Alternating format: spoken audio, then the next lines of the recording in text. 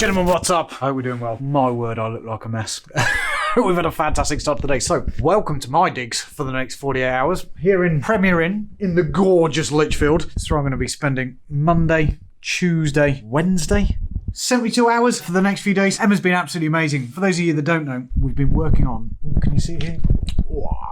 The next book project, which is all about the 17 Iron Lords of operating like a one-man empire, which is looking fucking amazing. And by the way, problem being, with all the other that's been going on, it should have been done about 18 months ago. I'm getting in the neck, and publisher deadlines are getting tight, and that has meant that for the next 72 hours, we are finalising, finishing, and getting this off my desk and somewhere else over the next few days. I've never done it before. It's been a long time since I've pulled some all-nighters in the row, so it's going to be interesting to see how that goes and going back to those sort of days. But yeah, this is the Premier Inn. I've got my supplies, I've got my laptop. Those of you that are interested, I've got the essentials, of course, Pepsi Max.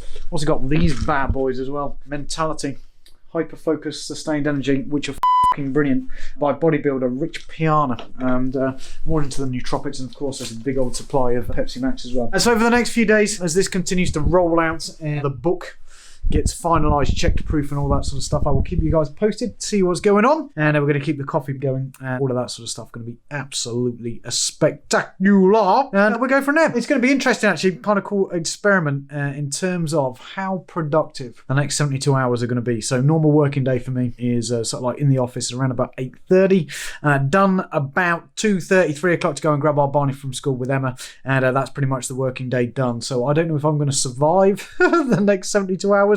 We will see how good those supplements and that coffee is. But either way, so I'll keep you guys updated, keep you posted. We'll check in shortly. Gentlemen, what's up? How are we doing? Well, so getting towards the afternoon of day number one, I think we made some pretty good progress. It's got to get in there. I think we were, 60% done and dusted before these 48, 72 hours, whatever it's going to be, in the Premier Inn kicked off. As I've just been polishing some bits and pieces, which has been really, really cool. And one of the things I've just been writing about, which I thought it might be worth sharing to give you like a little bit of a sneak peek, is this thing that comes up occasionally with the guys that come inside of the fellowship, this myth that there is around there about how men like you and I have got no right to be operating at the helm of the business.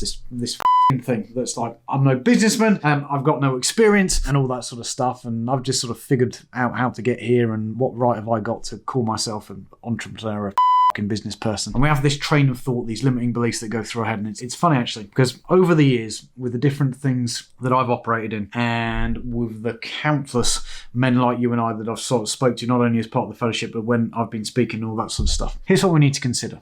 Like, no one was anything until they started doing it. Like, for example, no one walked until they started walking. No one could talk before they started talking. No man could provide until they started providing. So this myth, this fallacy around how that we don't have the right to call ourselves entrepreneurs or business people, it's like of the highest order, and it's really, in my mind, it's self-deprivating, and it's one of those chains, those patterns that we just sort of like grind us down. So today, my friends, I would have you consider that you are where you are because you started doing what you do, and that makes you smarter, more empowered than the average people that will sit there and go, yeah, I'm not willing to do what it takes to walk, to talk, to provide, and all that sort of stuff. So good job. Anyway, I'm going to get back to the grindstone here. The coffee's going kind of well. Like I said, I think what we're at, 3-4 o'clock now. It's going to be interesting to see what this looks like as the hours kick in and we sort of like crank out. I'm hoping I can be in bed by sort of like 9-10 o'clock, and it's not going to be too late overnight. But I will keep you posted. Really, really excited for you guys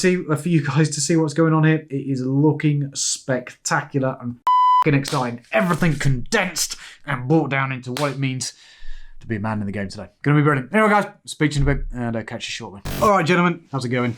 So here we are, 8 o'clock. Just got myself a burrito from Los Banditos in town. Beef over chicken, what the lady recommended. We'll see how that comes out. And been a good first day, actually. Let me just get this out of the way. Really, really good. Kind of got me thinking this afternoon as I've been sat there writing. And the irony of this whole thing is going back, when was Barney born? 8 years ago. And the reason that I got kicked out of the house and my bags were packed was because of shit like this. And the fact that I spent 99% of my time on the road in hotel rooms and basically didn't pull my weight or do anything at home. Kind of funny that I'm now sat in a hotel room 8 years later writing about that story, possibly reliving that experience. But anyway, I think it's really, really cool. Book's looking amazing. I can't wait to get this in your guys' hands in terms of everything that's been talked through. And it's allowed me to reflect on the last 8 years and how actually alien this whole concept of being on your own in a hotel is now, and what it feels like to actually be away from family, away from Emma and all that sort of thing, when, like I said, 8 years ago, the fact that I'd be in one country one day, another country the next day, and on a plane the day after that was just fucking normal, and is actually ludicrousy of the highest order, especially because it was being done to bend over the will of other people. Anyway, I'm going to break into this burrito. Hopefully that's all good. I'll keep you updated on the post tomorrow, and I thought that irony probably wouldn't be wasted on you guys this evening or this morning. So I'm going to keep writing. I will catch you guys in a bit. We will go from there. Okay, gentlemen, 2:20 in the morning. Pitch black outside.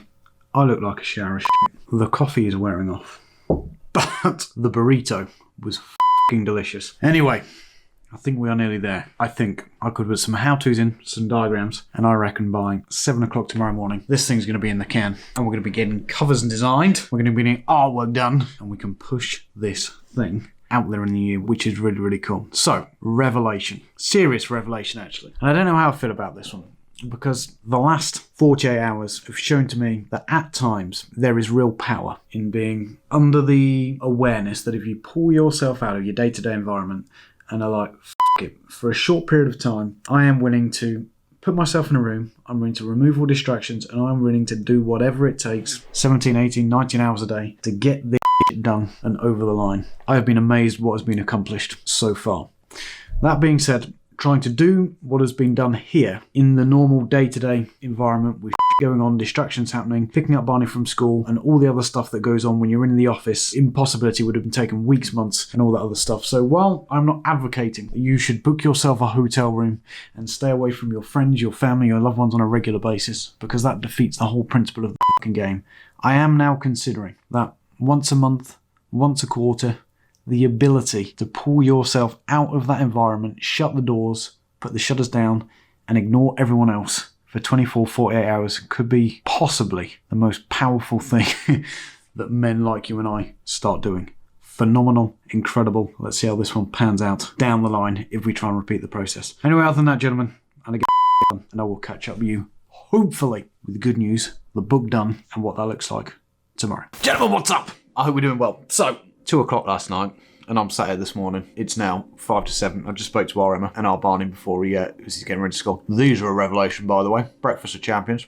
Oats in a pot. Just add hot water. My God. Is there any better way to start the day? Anyway, so really, really good night last night. I think, apart from sticking the exercises into each chapter, done and dusted. So that's the plan for today. Get those exercises done, get them in place, and we are going to get this thing over the line, which is going to be really, really cool. Just been speaking to Em on something I touched about last night around this concept of taking 24, 48 hours out to go and really push stuff over the line. Let me put this light on, see if that makes my face stand out a little bit better, or it blinds me. And I think it's going to be something we're going to try on a regular basis. I think it's really been a bit of an eye-opener.